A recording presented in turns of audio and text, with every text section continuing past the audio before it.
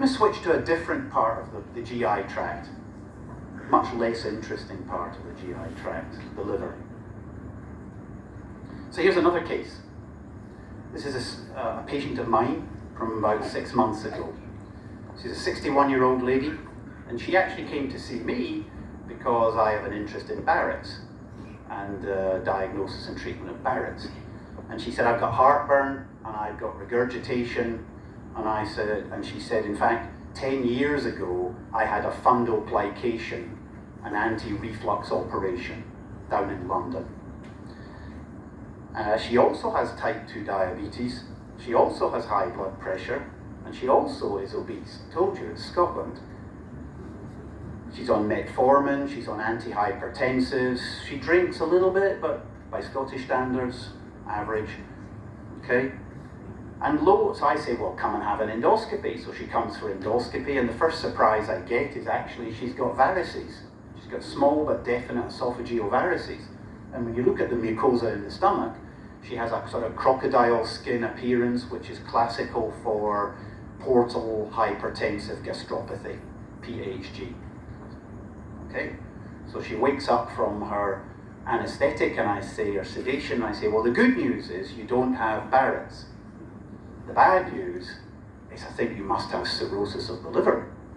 She was quite upset. We do some blood tests, and her bilirubin is normal.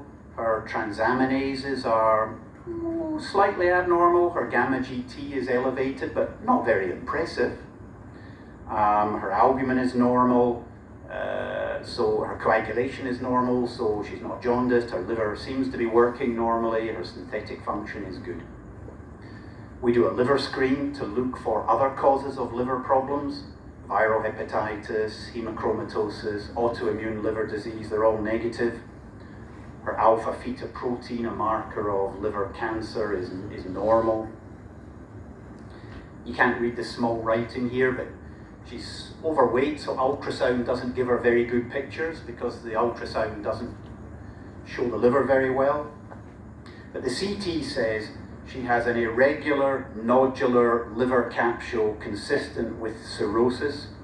She has recanalization of her umbilical vein and visible paraesophageal varices. So this lady has established cirrhosis of the liver. We don't need a liver biopsy to confirm that. It's obvious from her endoscopy and from her CT. And she says to me, well, that's interesting, because when I used to live in London, I saw a doctor about my liver 5 years ago. In fact, I had a liver biopsy. And I said, well, can you get me the information? Can you send me the results? So she sent me the results, and these are actually her photographs from her liver biopsy in London. And on the top, you can see the white areas are globules of fat. And when the biopsy is fixed in alcohol or formalin, the fat dissolves, so it leaves an empty space. So there is not only fat there, but there is inflammation, what we call steatohepatitis. Yeah?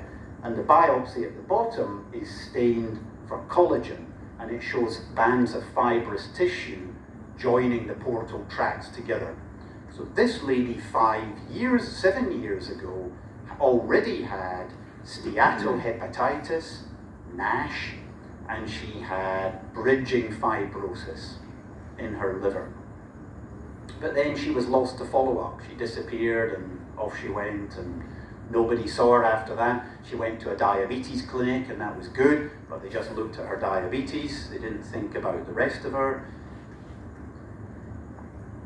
And this is not a Western disease. I think you know this already, but here is a very nice study of fatty liver disease in India. A systematic review published this year by teams from here in Lucknow and also in, I think, Chandigarh, Delhi.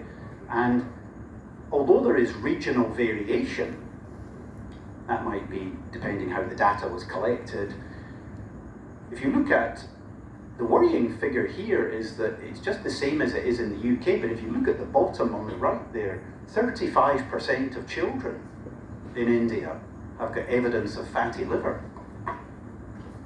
as children. Now they might have very early fatty liver, But try and imagine 20 years from now where some of these will be. And another study, I think this was from Pune, I think, published just last year, shows you regional variation. Luckily, maybe not so common up here, but it might just be the way the data was collected and the population that was studied in each region that makes a difference. So what are the risk factors for fatty liver disease? Well, it's obesity. And it's metabolic syndrome. You've all heard of metabolic syndrome. But fatty liver is really just the liver branch of metabolic syndrome.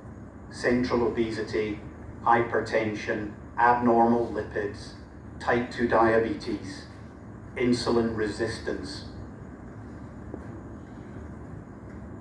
And I'm not going to go through the pathogenesis of it for one very good reason.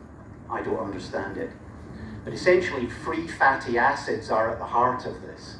Whether they come from your diet, they come from the diet from sugar, and they come from the diet largely from fructose. And it's why it's so common in the USA.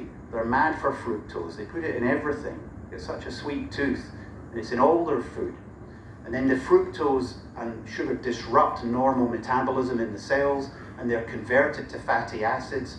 And inside the hepatocytes, fatty acids are inflammatory. They disrupt mitochondrial function. They stimulate inflammatory cytokines. And they stimulate the stellate cells that lead to laying down of collagen and fibrosis. I hope that sounded convincing because I had to memorize that last night. And there may be genetic predispositions in that one person can be overweight and have a bad diet and doesn't get fatty liver, and another person does. And we don't really understand the genetics that put some people at risk but not other people. They're still being an active area of research.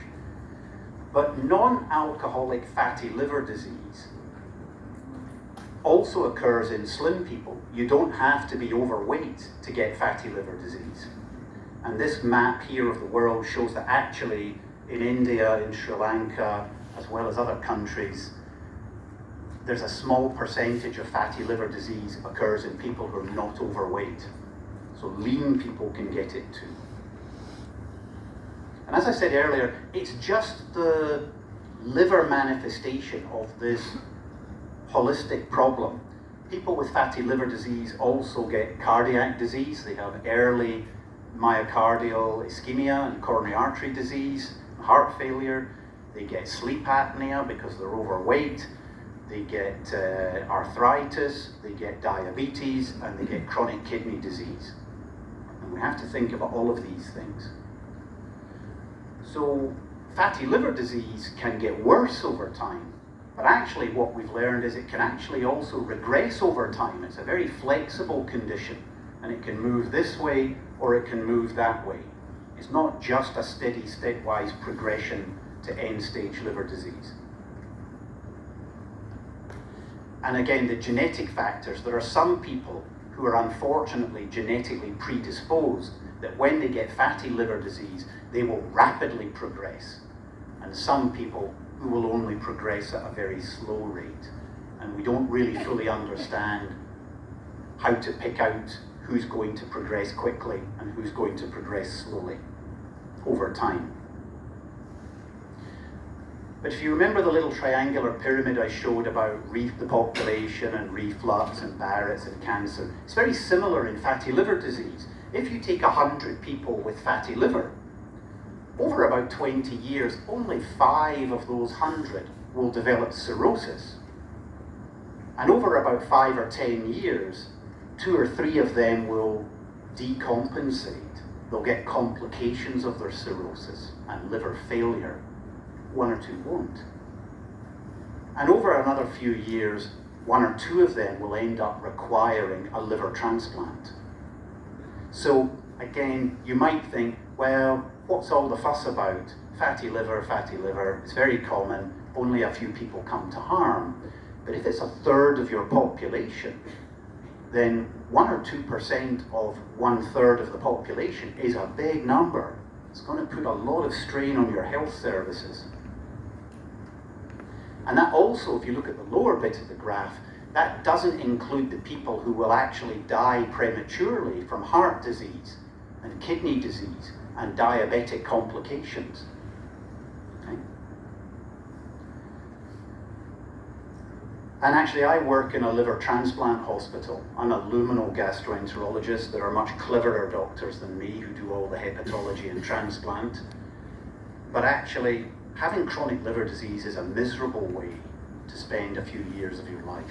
Developing ascites, variceal bleeding, acute kidney injury, hepatorenal syndrome, fluid everywhere but in the wrong places, encephalopathy, bacterial peritonitis. It's not a nice way to spend chronic ill health. And this is the really frightening slide. About 2% of people with cirrhosis will develop hepatocellular carcinoma every year. And there is an expected epidemic of hepatocellular carcinoma coming. In our country, in Europe, we're already seeing the number of hepatocellular carcinomas going up and up and up. Not just from hepatitis C, from alcoholic liver disease, and from fatty liver disease. Okay? And around the world, we're looking at nearly 1 million cases of HCC every year in the world. It's a huge problem. I know it's a big problem here in India. So, think back to what I was telling you about Barrett's and cancer. How do we identify people with fatty liver disease and pick out the ones who are going to be at risk of progressing versus the ones that aren't? And it's about liver fibrosis. It's about having scarring and fibrotic tissue in your liver. And we can't liver biopsy everybody. Liver biopsy is horrible. When I was a trainee, my hands used to shake because I was about to stick someone in the liver with a big long needle. And people do come to harm from it. It's painful, it's unpleasant, it's expensive, it's a lot of work for pathologists, and it sometimes doesn't give you the answer because the changes in the liver can be patchy. And if you don't hit the right area, you might get a false result. But what we want to know is who's got fibrosis. And you can get it from a liver biopsy where you look at how much inflammation there is, and you can see how much scarring there is, and you can add these together to get a number. But we don't do that. What we do is a very simple thing, and it's free online. It's called the FIB4 score. It's just a little score. There's a free calculator online. All you need is the patient's age, their BMI, how fat they are. You need to know their transaminases, their ALT and their AST, and you pop it in and it gives you a number. And these things are not perfect, but if your number is below 1.3, you're very, very, very unlikely to have significant fibrosis. And if your number is over 1.3, you need further investigation. And that further investigation, we usually use in our country a thing called FibroScan. I don't think FibroScan is very good, but it helps. It's cheap, it's simple, it's painless, it takes 5 minutes, and it can be done in the clinic. But it's a way of measuring the stiffness of the liver. A fancy ultrasound machine, and I don't know how I passed physics at school. I don't even understand how electricity works. But you essentially ping the liver with an ultrasound wave, and in a nice, soft, fleshy liver, the sound wave travels through it. But in a very stiff, fibrotic, hard liver with cirrhosis, the sound wave bounces back off. So it's called transient elastography. And that will give you a number. You do it multiple times, you take an average reading, and if your liver stiffness is low, then you're okay. If your liver stiffness is high, and your FIB4 level is high, then you need more aggressive treatment. Okay?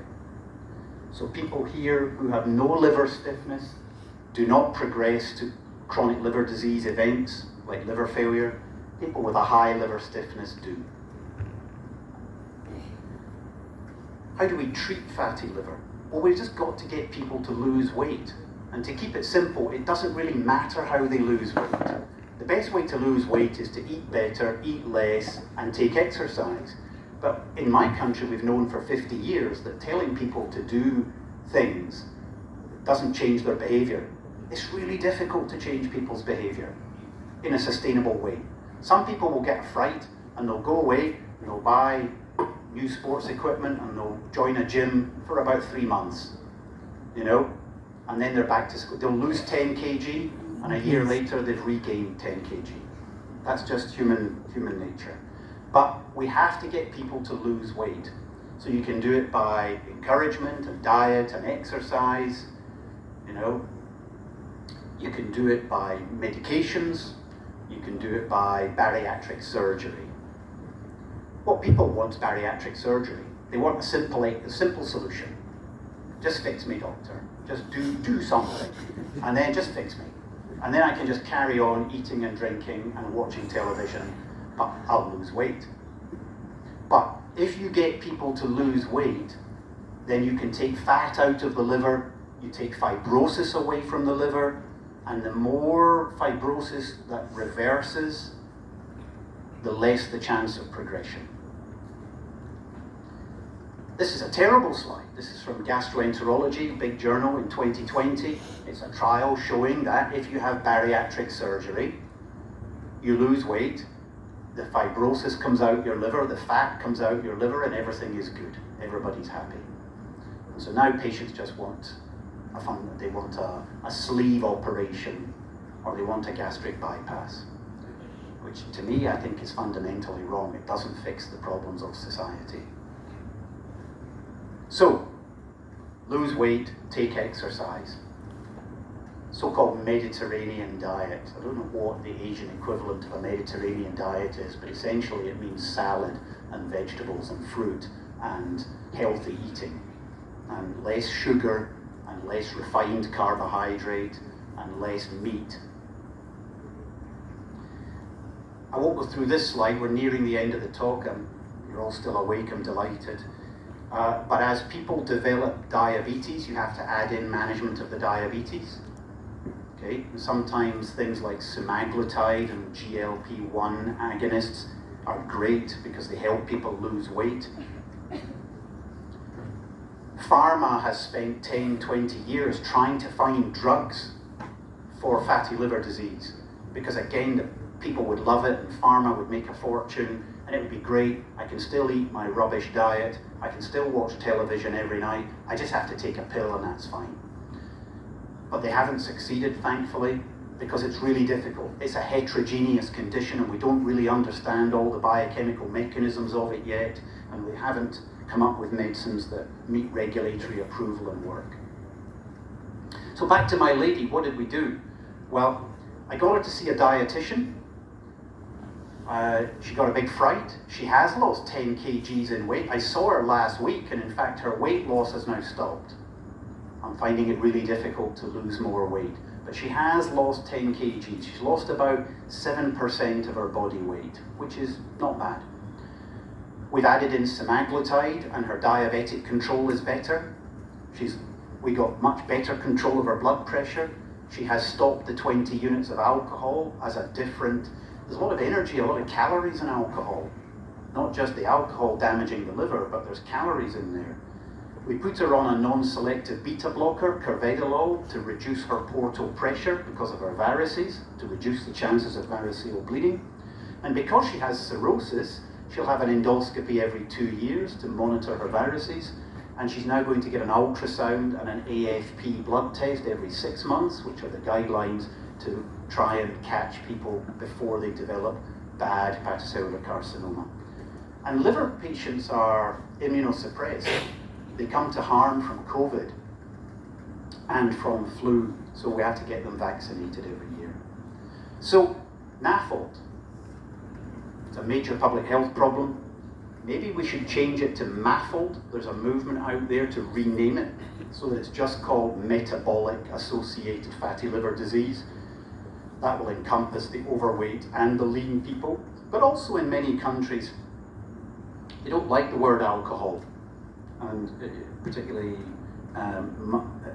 Muslim countries, for example, even though you call it non-alcoholic liver disease, it's just the association with alcohol is bad.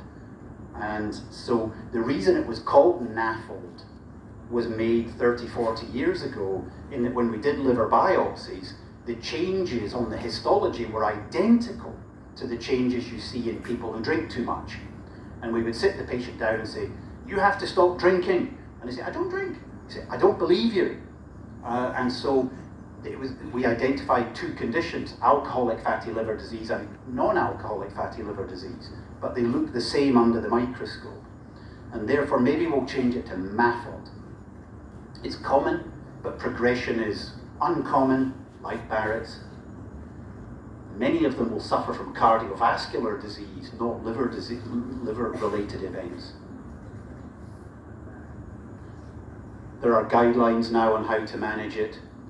In Britain, we've even developed a care bundle that you can print out. You can add in the patient's notes, and when you see them in clinic, it's a checklist to work through, so that we don't just focus on their liver, but we think about their blood pressure, their cholesterol, their diabetes, their weight management, etc. And these are all here. I can leave these with you if you would like. But I'm going to tell you now that these two separate conditions, Barrett's esophagus and fatty liver disease, are different manifestations of pretty much the same thing, an unhealthy modern Western lifestyle. They're getting more common. They often have no symptoms. There is a precursor lesion, Barrett's or fatty liver. They're both related to metabolic syndrome. There is a way of identifying people who are at high risk and then targeting them to keep an eye on them. There's an invasive test, endoscopy or liver biopsy, for a small number of them. And there is an opportunity to prevent advanced disease. As I near the end of my medical career, my brother is a professor of public health, and he's always ragging me and making fun of me because I waste all the money doing radiofrequency ablation for Barrett's esophagus. And he says all the money should be spent in population health and public health. And I used to argue with him all the time, and now actually I realise he's right.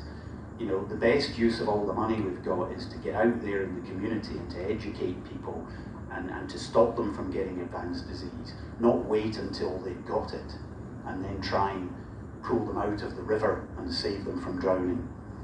So, I just want to say thank you very much to all of you for your time, for letting me come into your medical college, and for giving you this lecture, and for trying your best to stay awake through it. Good luck to you in your final exams and your medical career, and thank you to Elsevier India for organising this. Thank you. Thank you, sir.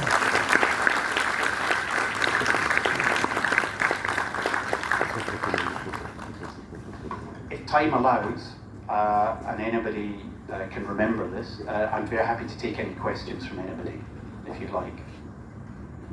Please don't be afraid.